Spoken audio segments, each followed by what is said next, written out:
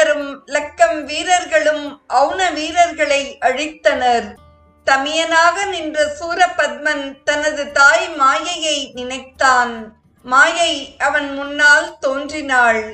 மகனே, உனக்கு உற்ற படைகள் உறவினர்கள் யாவரும் போரில் இறந்தும் நீ தேவர்களை சிறை நீக்கம் செய்து உய்யும் வழியை சிந்தனை செய்தாயில்லை.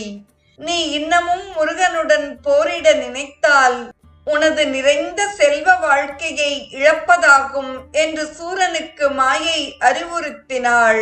முன்பு மாயை அரசபோக வாழ்க்கையை அடைந்திட வலியுறுத்தினாள். சூரன் அவற்றை இழப்பதை அவள் விரும்பவில்லை.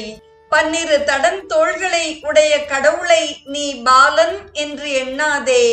அவனுடைய திருக்கை வேலால் நீ விரைவில் அழிவாய். உனது இனிய உயிரையும் இழக்க முடிவு செய்து விட்டாய்.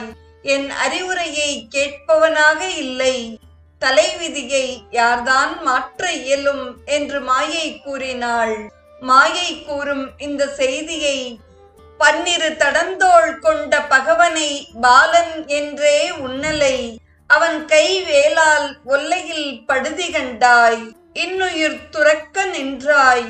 என் மொழி கேட்பாய். அன்றே சென்னியில் விதியை யாவராயினும் தீர்த்தார் உண்டோ என்று மாயையின் வார்த்தைகளை அழகுறக் கூறுகிறார் கச்சியப்பர்.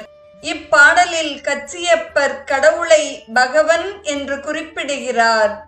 திருவள்ளுவர் குறிப்பிட்ட ஆதி பகவன்